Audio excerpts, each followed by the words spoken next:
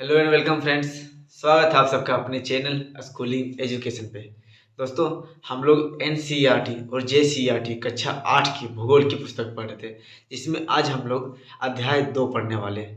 पिछले अध्याय में हम लोगों ने संसाधन के बारे में जाना, संसाधन का अर्थ, उनकी परिभाषा, उसके बाद संसाधन कितने प्रकार के होते हैं, प्राकृतिक संसाधन क्या होता है, मानव निर्मित संसाधन क्या होता है, मानव संसाधन क्या होता है, इनके बारे में हम लोगों ने विस्तार पूर्वक पढ़ा। फिर प्राकृतिक संसाधन के जो विभाजन है अलग अलग प्रकारों में किया गया है, उसके बारे में हम लोगों ने अध्ययन किया। फिर हम लोग संसाधन संरक्षण और सतत पोषणीय विकास के बारे में जाना, सतत पोषणीय विकास के कुछ सिद्धांतों के बारे में अध्ययन किया।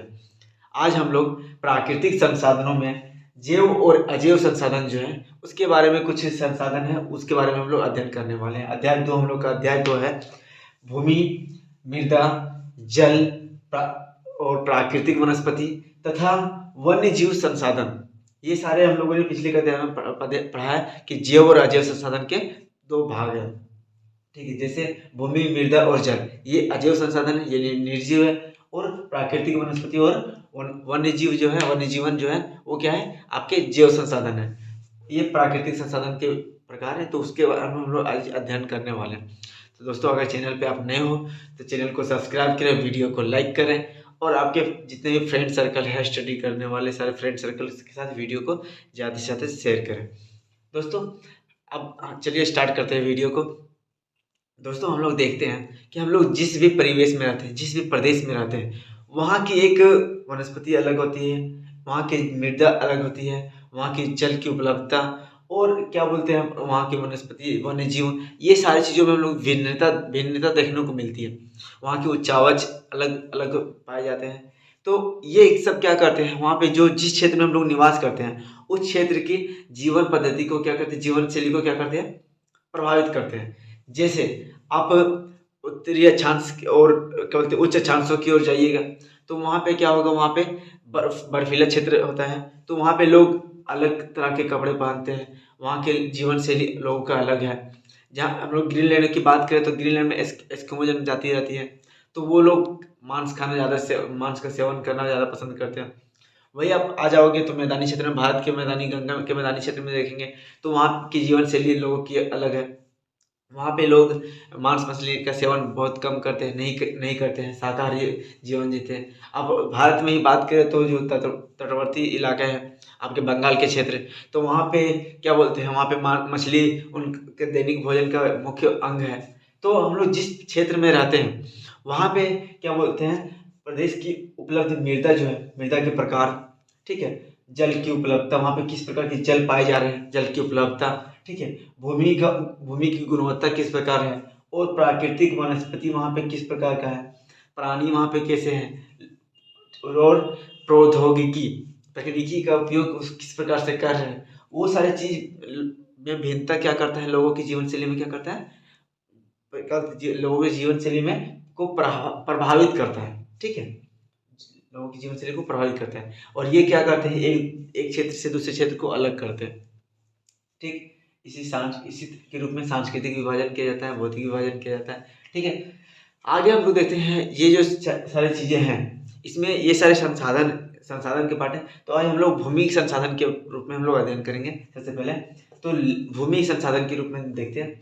तो पृथ्वी के जो पृष्ठ है, भूपृष्ठ, सर्कल, पृथ्वी लगभग गोल है, गोलाव के आकार में, तो उसका जो भूपृष्ठ है उसका लगभग 30% भाग पे क्या है, स्थल है। ये हम लोगों ने पिछले कक्षा में पढ़ चुका है। ठीक, जैसे ये पृथ्वी है तो लगभग इसका 30% भाग पे क्या है, आपके स्थल, बाकी भाग पे क्या है, समंदर है। ये चीज हम लोगों ने अध्ययन किया हुआ है। ठीक है, भूमि और जो जलवायु है, भूमि और क्या जलवायु जो में भिन्नता के कारण विश्व की जनसंख्या क्या है, जनसंख्या वितरण असमान है।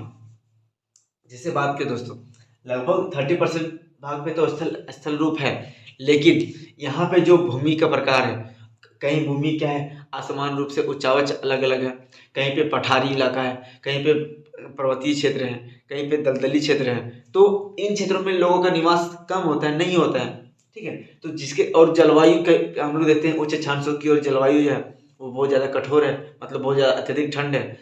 हम लोग 0 डिग्री अक्षांश के आसपास के क्षेत्र में आते हैं, तो 0 डिग्री से लगभग 10 डिग्री के बीच में तापमान भी वहाँ पे गर्म होता है। तो अफ्रीका का एक बड़ा भूभाग जो सहारा सहारा मरुस्थल के नाम से जानते हैं हम लोग, वो डेजर्ट के रूप में, तो वहाँ पे भी जनसंख्या बहुत विरल है।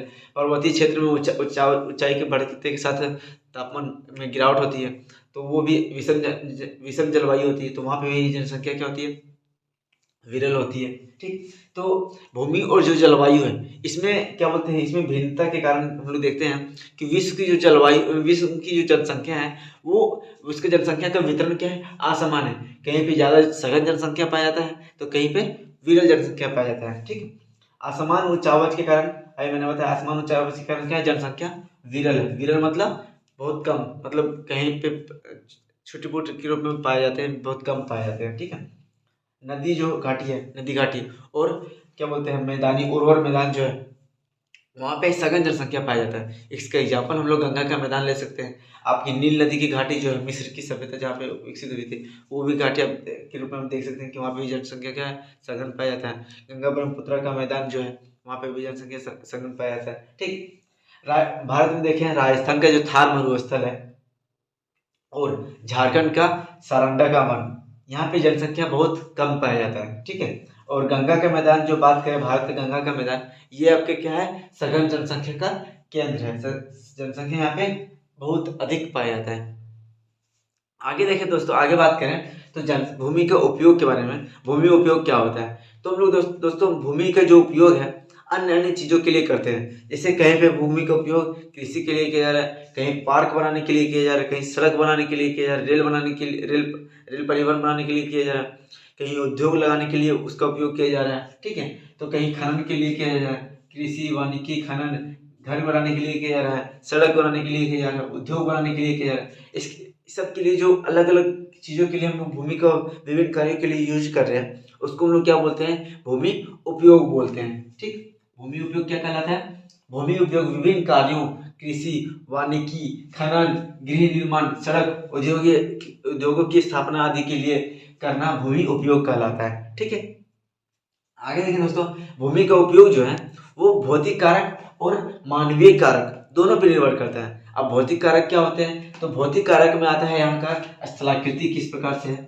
ठीक, यहाँ की मृदा किस प्रकार की है, यहाँ पे जलवायु किस प्रकार की है, यहाँ पे खनिज किस प्रकार से है, कि खनिज का वितरण किस प्रकार का है, खनिज है, यहाँ पे जल की उपलब्धता किस प्रकार की है। ये सारे कारक भौतिक कारक में आते हैं। और मानवीय कारक में क्या आते हैं, तो यहाँ पे जनसंख्या और प्रौद्योगिकी तकनीक। देखिए दोस्तों, भूमि का उपयोग स्थलाकृति किस प्रकार से, तो जहाँ पे बात करें मैदानी इलाका है, नदी नदी तटीय इलाका, मैदानी इलाका है, वहाँ पे अधिक से अधिक क्या होगा, कृषि कार्य में लोग लगे होंगे। ठीक है, कृषि से संबंधित उद्योग वहाँ पे स्थापित होगा। ठीक, मृदा मृदा अगर उपजाऊ मृदा है, तो जैसे बात करें गुजरात का दक्कन का पठार, जो भारत का दक्कन का पठार जो है, वहाँ पे काली मृदा पाई जाती है। ठीक, तो काली मृदा के कारण वहाँ पे कपास की खेती बहुत ज़्यादा होती है। ठीक है, आपका भारत का जो गंगा का मैदानी इलाका है, वहाँ पे जलोढ़ मृदा पाया जाता है, तो वहाँ पे मृदा का उपयोग धान के उत्पादन के लिए, गेहूं के उत्पादन के लिए और दालों के उत्पादन के लिए किया जाता है। ठीक है, आपका झारखंड का मृदा जो लाल मृदा है, झारखंड की मृदा जो बात करें, तो वहाँ पे हम लोग देखते हैं कि वहाँ पे खनिज का उत्पादन होता है, खनिज वहाँ पे ज़्यादा पाया जाता है। ठीक है, खनिज के कारण वहाँ की मृदा लाल है, तो वहाँ पे खनिज का उत्पादन ज़्यादा करता है, खनन में इसका उपयोग हो रहा है। ठीक है, इसी प्रकार जलवायु में इफेक्ट करता है। तो ये आपके भौतिक कारक हो गए। ठीक, अब मानवीय कारक की बात करें तो जनसंख्या, यहाँ पे किस प्रकार से जनसंख्या निवास कर रही है, ये किस प्रकार की जनसंख्या यहाँ पे है, उस तरह से इस भूमि का उपयोग किया जा रहा है। ठीक है, प्रौद्योगिकी की तकनीक किस प्रकार से है।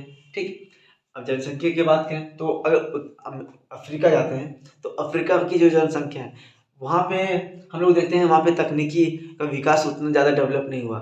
खनिज होने के बाद भी यहाँ पे खनिज का उत्खनन करके बाहर यहाँ पे इम्पोर्ट एक्सपोर्ट कर दिया जाता है, बाहर के देश यहाँ से खनिज को ले आते हैं और वहाँ पे डेवलपमेंट करके उसके बाद सामानों को बना करके फिर वापस इधर बेचते हैं। ठीक है, आगे देखें दोस्तों, अब भूमि का उपयोग के बारे में, तो भूमि को जो है वो अलग अलग विभाजन किया गया है। ठीक, तो भूमि का जो विभाजन है वो स्वामित्व के आधार पर भूमि का वर्गीकरण किया गया है। वो दो प्रकार से किया गया है। स्वामित्व मतलब अधिकार, ठीक है, तो स्वामित्व के आधार पे दो दो भाग में वर्गीकरण किया गया है। पहला है निजी भूमि, वैसे भूमि जिसपे किसी व्यक्तिगत व्यक्तिगत पर्सन का, किसी एक निजी पर्सन का अधिकार होता है, उसको हम लोग निजी भूमि कहते हैं, ठीक।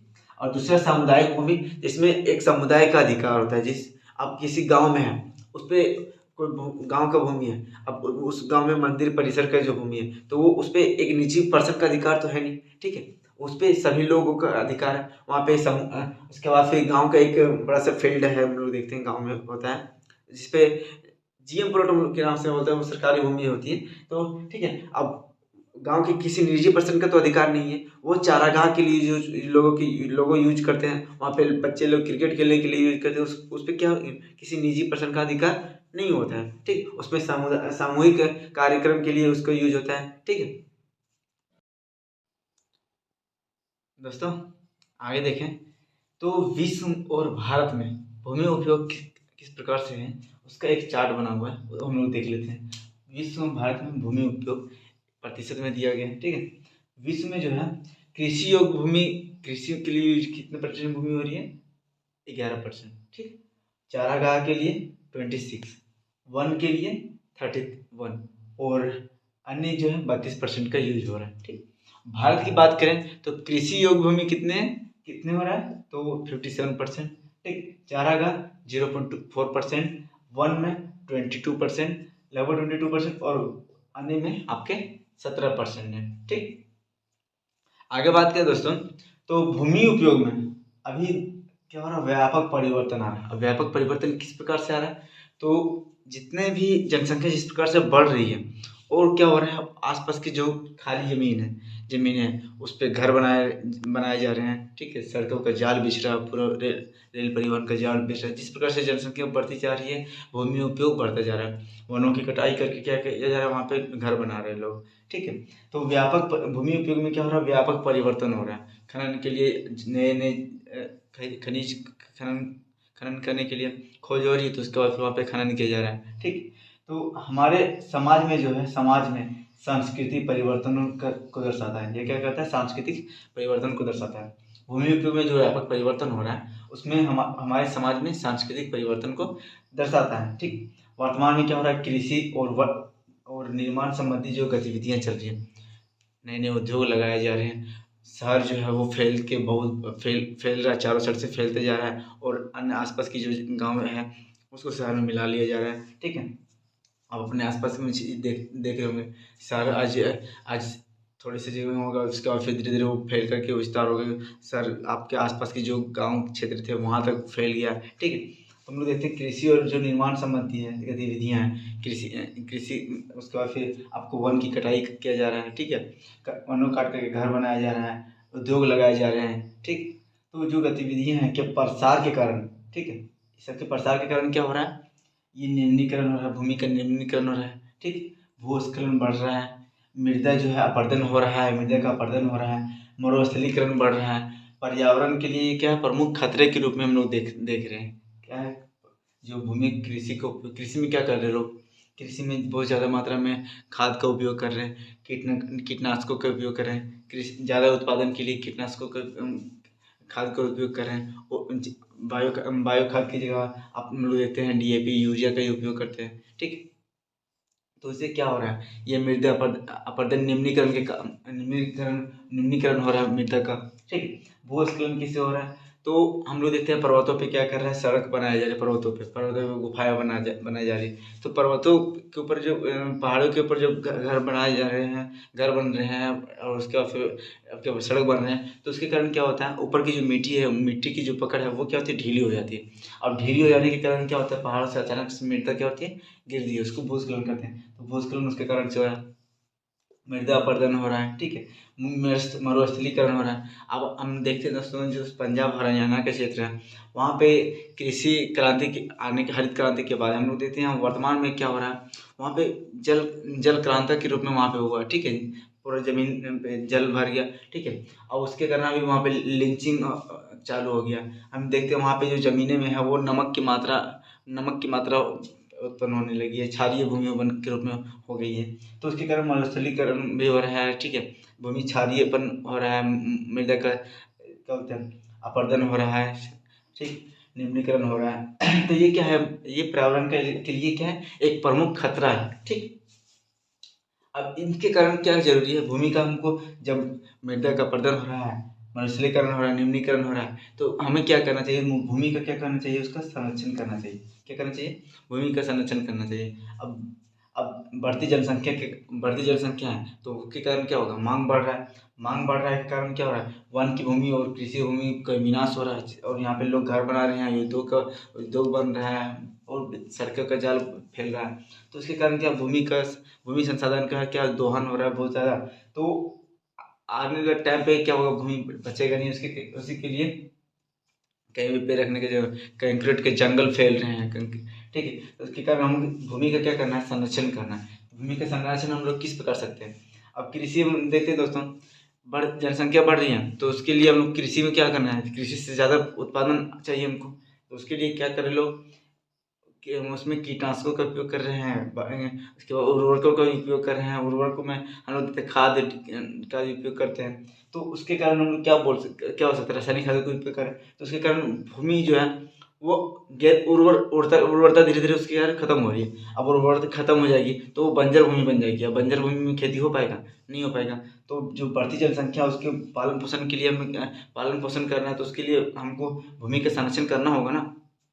तो उसके उपाय क्या है भूमि का संरक्षण करने का, तो सबसे पहले हमको वनारोपण, जो वनीकरण है वो बहुत ज़्यादा मात्रा में करना है, हम बहुत विस्तृत रूप में करना है। वनों का जो फैलाव है बहुत ज़्यादा करना है, वन कार्यक्रम लाना है, ठीक है। भूमि उद्धार करना है, ठीक ठीक। अतिचारण पर रोक करना है, जो हम लोग देखते हैं अतिचारण के कारण हम लोग देखते हैं भूमि का मृदा अपरदन का कारण बनता है। तो पशुचारण जो है, अति पशुचारण पर रोक लगाना है, ठीक। खनन के बाद जो खाली खदानें होती हैं उसको भरने का काम करना है, ठीक है। रासायनिक कीटनाशकों के जगह रासायनिक कीटनाशकों हो गया, और आपके जो उर्वरकों है उसका उपयोग कम करना है, ठीक है, नियमित करना है। और उसके साथ जगह पे हम लोग जैविक खाद का उपयोग कर सकते हैं। जैविक खाद से क्या होगा, ये भूमि का उर्वरता क्षमता बनाए रखेगा, ये भूमि को अनुर्वर होने से रोकेगा, ठीक है दोस्तों। जो आगे हमारे नेक्स्ट संसाधन है वो मृदा संसाधन है। तो मृदा संसाधन की बात करें तो पृथ्वी जो हमारी धरातल का भूपृष्ठ जो है उसकी सबसे ऊपरी पतली परत जो है उसको हम लोग मृदा कहते हैं, जिसपे हम लोग मनुष्य निवास करते हैं, पशु पक्षी निवास करते हैं, जिसपे पेड़ पौधे उगते हैं, ठीक है। हम लोग अपना आवास बनाते हैं, ये सब क्या है, यही जो पतली परत जो ऊपर वाली धरातल की पतली परत है उसको हम लोग क्या बोलते हैं, मृदा बोलते हैं, ठीक। तो भूपृष्ठ की सबसे ऊपरी ऊपरी पतली परत को हम लोग मृदा कहलाती है, ठीक है। हम लोग देखते हैं दोस्तों मृदा जो है वो पेड़ पौधों की वृद्धि में बहुत सहायक होती है, विकास में सहायक होती है, और हमें जो है आश्रय प्रदान करती है, ठीक है, ठीक। आगे बात करें तो यह जो खनिज और सेल का अपक्षय जो है, अपक्षय क्रिया जो है, खनिज मृदा में बहुत सारे तत्व मिक्सअप है, ठीक है। हम लोग देखते हैं उसमें खनिज, हम लोग धरातल जब खनन किया जाता है तो वहाँ से खनिज निकलते हैं, चट्टानें निकलते हैं, ठीक। तो खनिजों और सेलों के अपक्षय की क्रिया के माध्यम से यह बनता है। मृदा किस प्रकार से बनता है, तो जो नीचे धरातल के नीचे जो खनिज हैं, चट्टानें हैं, सेलें हैं, उसके अपक्षय प्रक्रिया टूटने फूटने से क्या करते धीरे धीरे टूटने फूटने से धीरे धीरे क्या होता है, मृदा का निर्माण होता है, ठीक। इसमें लाखों साल लग जाते हैं, सैकड़ों साल लग जाता है, हज़ारों साल लग जाते हैं। 1 सेंटीमीटर बनने में लगभग सैकड़ों साल का समय लग जाता है, ठीक है। मृदा निर्माण के लिए कारक कौन कौन सी जिम्मेदारी, कौन कौन से कारक इसको मृदा निर्माण को प्रभावित करते हैं, तो उसमें हम लोग पहला देखते हैं सेल का स्वरूप किस प्रकार से। जिस क्षेत्र की जो मृदा है उस क्षेत्र की मृदा जो सेल है, चट्टान जो नीचे धरती के नीचे जो चट्टान है उसका प्रकृति किस प्रकार का, उसका स्वरूप किस प्रकार है। तो जनक सेल जो होता है, जो सबसे मेन सेल यही है, जनक सेल। इसी के टूटने फूटने से क्या होता है, जो अन्य मृदा का होता है वो निर्माण होता है, ठीक है, जनक सेल। तो इसका रंग किस प्रकार से है, इसका गठन किन किन तत्वों के साथ हुआ है जनक सेल का, रासायनिक गुणधर्म क्या है इसका, ठीक है, खनिज की मात्रा इसमें किस प्रकार से, कितनी मात्रा खनिज की यह जो है इसकी पारगम्यता को निर्धारित करती है, किस प्रकार से यहाँ के चट्टान मृदा बनेगी। जैसे धरातल की जब झारखंड की बात करें तो झारखंड के नीचे जो है वो आयरन है, ठीक है, लोहे मिलते हैं। तो उसके कारण से यहाँ की मिट्टी हम लोग देखते हैं लाल पाई जाती है, लाल मृदा पाई जाती है, ठीक। वही हम अपन उत्तरी बिहार की जो ओर जाएंगे तो वहाँ की जो मृदा है वो आपको जलोढ़ी मृदा मिलेगी, क्योंकि वहाँ पे नदी के कारण वहाँ पे नदी के अवसादों को क्या करते पर्वतों से तोड़ते फोड़ते, चट्टानों को तोड़ते फोड़ते वहाँ ला के खाद को जमा कर देते हैं मैदानी इलाके में, तो वहाँ पे उनको जलोढ़ मिलता है। ठीक, इसी प्रकार से दक्कन पठार की बात करें तो वहाँ पे दरारिया उद्भेदन हुआ, तो ज्वालामुखी का दरारिया उद्भेदन हुआ तो वहाँ पे काली मृदा हमको प्राप्त होती है। ठीक, तो जो जनक सेल है, धरातल के नीचे जो जनक सेल है, उसका रंग किस प्रकार से, उसका गठन किस प्रकार से है, उसका रासायनिक गुणधर्म क्या है, खनिज उसमें कौन कौन से खनिज मिक्सअप है, उसकी मात्रा कितनी है, ये सब क्या करता है, उसकी पारगम्यता को निर्धारित करता है। ठीक, नेक्स्ट है जो जलवायु। अब जलवायु क्या है, इन जलवायु किस प्रकार से इफेक्ट करता है, तो जलवायु में जो तापमान है और वर्षा है, ठीक है, यह अक्षय और ह्यूमस के निर्माण की जो दर है उसको प्रभावित करते हैं। ठीक है, अब तापमान क्या होता है, जैसे हम लोग देखते हैं दोस्तों किसी क्षेत्र में जहाँ पे कठोर चट्टानें पाई जाती हैं, तो ठीक है, वहाँ पे क्या होगा, तापमान दिन में तापमान अधिक होता है, रात में तापमान कम होने लगता है, तो इसके कारण क्या होता है, चट्टानों में फैलाव और सिकुड़न होता है, जिसके कारण ये टूटते फूटते हैं, उसके बाद फिर इसके टूटने फूटने से फिर मृदा का निर्माण होता है। ठीक, वर्षा जो है, वर्षा क्या करती है, वर्षा भी यही काम करती है। ठीक है, रासायनिक गुणधर्म वाले चट्टानों में देते हैं जो जिसमें कैल्शियम कार्बोनेट की चट्टानें, वहाँ पे वर्षा होती है तो वो घोल मिक्सअप कर देता है, उसका फिर वो आगे आके उसका निर्माण होता है, मृदा का निर्माण होता है।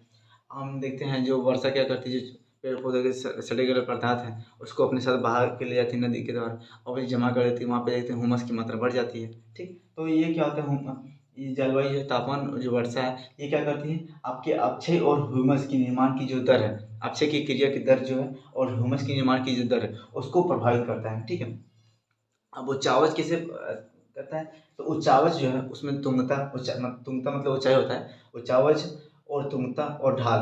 ठीक है, ये मृदा की संचय के निर्धारित करते हैं कि मृदा का संचय यहाँ पे किस प्रकार से होगा। जैसे हम लोग देखते हैं पर्वतीय भाग में, तो पर्वतीय भाग में क्या होता है, वहाँ पे पर्वत जब मृदा का वहाँ पे निर्माण होगा तो वो क्या होती है, वर्षा या फिर ढाल के सहारे वो ढल के नीचे आ जाता है, तो यहाँ पे पर्वतों की जो चोटियाँ हैं वहाँ पे जो मृदा का जो मोटाई है वो बहुत कम होती है, मृदा की वहाँ पे पतली मृदा के पाए जाते हैं। ठीक है, तो इस प्रकार से उचावच आपका मृदा का संचय कहाँ पे होगा वो निर्धारित करता है। नेक्स्ट है जीव पदार्थों की भूमिका। जीव पदार्थों की भूमिका किस प्रकार से है, तो यह क्या करता है, हुमस जो है उस हुमस के निर्माण की जो दर है उसको प्रभावित करता है। ठीक है, जैव पदार्थ में जो मानवीय प्राणी जो है क्रियाकलाप करते हैं, आपके वनस्पति जो क्रियाकलाप वनस्पति जो है और जीवधारी जो अन्य जीवधारी है, इसकी जो मात्रा है ये सब क्या करते हैं, इसके क्रियाकलाप पर ये जीव पदार्थ की भूमिका में हम लोग देखते हैं हुमस के निर्माण की दर को प्रभावित करता है। जैसे एक सघन घना क्षेत्र है, जंगल है, तो वहाँ पे क्या होगा, वहाँ पे जो पत्ते हैं उसके सड़ने टूटने सूखने के बाद टूट जाते हैं, टूटने के बाद नीचे आने के बाद उसमें पानी की मात्रा आने के बाद वो क्या होता है, सड़ेंगे गलेंगे, तो सड़ेंगे गले तो वहाँ पे क्या की जो मात्रा जो जमीन मृदा है वहाँ पे हुमस की मात्रा क्या होगी, वहाँ पे अधिक होगी, तो ये क्या करती है, हुमस की निर्माण की दर को प्रभावित करता है। अब समय किस प्रकार से कार्य करता है, तो समय जो है मृदा परिच्छेदिका की मोटाई को क्या करता है, प्रभावित करता है। जैसे जैसे जितना समय बीतता जाएगा, अभी मैंने बताया दोस्तों 1 सेंटीमीटर बनने में 1 सेंटीमीटर मृदा बनने में लगभग 100 साल सैकड़ों साल लग जाते हैं। ठीक है, तो जितना समय बीतता जाएगा वहाँ पे क्या होगी, मृदा की मोटाई उतनी बढ़ती जाएगी। ठीक है, तो ये मृदा परिच्छेदिका का निर्माण करती है, मृदा परिच्छेदिका की मोटाई को प्रभावित करता है। अब आगे देखिए दोस्तों, तो मृदा परिच्छेदिका होती क्या है, ये हमेशा टर्म आते रहता है, मृदा परिच्छेदिका ये टर्म है क्या, तो मृदा की जो ऊपरी परत है, सबसे ऊपरी परत वहां से लेकर के आधार से जहां तक है उसकी ऊर्ध्वाधर कटाई। ठीक है, ऊर्ध्वाधर या अनुप्रस्थ काट को हम लोग क्या बोलते हैं, मृदा परिच्छेदिका बोलते हैं। क्या ये मृदा परिच्छेदिका किसे, जैसे अगर मान लेते हैं दोस्तों मैं हूँ तो मेरे सर से लेकर पैर तक ऊर्ध्वाधर कटाई करें तो हमारे बीच का पार्ट दिख जाएगा, तो ठीक है, तो उसी को हम लोग क्या बोलते हैं, अनुप्रस्थ काट बोलते हैं। इस जैसे ये धरती है, ठीक है, धरती का अनुप्रस्थ काट ये हो गया। ठीक है, निकाल दिए तो ये हमको पता चल जाएगा कि कितना स्तर में बटा हुआ है, तो ये क्या है, इसको अनुप्रस्थ काट बोलते हैं। अब प्याज लीजिए, प्याज को क्या कीजिए, सीधा सीधा काटिए तो उसमें दिख जाएगा उसकी जो अंदर कितनी लेयर्स बने हुए हैं वो तो पता चल जाएगा ना, तो वही अनुप्रस्थ काट होता है। ठीक है, मृदा की ऊपरी परत से आधार चट्टान तक मृदा की अनुप्रस्थ काट मतलब ऊर्ध्वाधर, ये सीधा ऊर्ध्वाधर काट को हम लोग क्या बोलते हैं, मृदा परिच्छेदिका बोलते हैं। ठीक, मृदा परिच्छेदिका का निर्धारण किस प्रकार से होता है? तो मृदा परिच्छेदिका के निर्धारण में जो तत्व है उसका रंग किस प्रकार क्या है? अलग अलग जो परिच्छेदिका है उसका रंग क्या होता है? अलग अलग होता है। ठीक है, तो इसका रंग किस प्रकार से है, इसका संगठन, इसमें कौन कौन से तत्व हैं, इसका संगठन किस प्रकार से है, ये इसकी मृदा परिच्छेदिका के निर्माण में सहायक होते हैं। इसका जो है अलग अलग होता है, हर परिच्छेदिका में रंग, इसका स्वरूप रंग अलग होगा और इसका संगठन अलग अलग होगा। ठीक है, अब देखते हैं एक मैंने परिच्छेदिका बना है दोस्तों, इसको देख लेते हैं। तो सबसे नीचे जो है, सबसे नीचे में क्या होता है? आधार सेल होता है। ठीक, आधार सेल, आधार सेल इसको जनक सेल भी बोलते हैं, जनक सेल बोलते हैं। ठीक है, इसमें हम लोग देखते हैं अलग अलग सेल्स हैं। ठीक है, इसी के टूटने फूटने से अपक्षयित होने से क्या होता है? अपक्षयित चट्टानी पदार्थ यहाँ पे जमा होते हैं। ठीक है, अपक्षयित चट्टानी पदार्थ के जमा होने उसके बाद उसको वो धीरे धीरे और उसका टूटने फूटने से क्या होता है? बालू के कण बनते हैं, गाद के रूप में बनते हैं, क्ले के रूप में बनते हैं, उस रूप में उसका जमा होता है, अपक्षयित होता है। ठीक है, जनक सेल से पहले अपक्षयित चट्टानी पदार्थ में होंगे। ठीक है, चट्टानी पदार्थ चट्टानों का अंश होगा।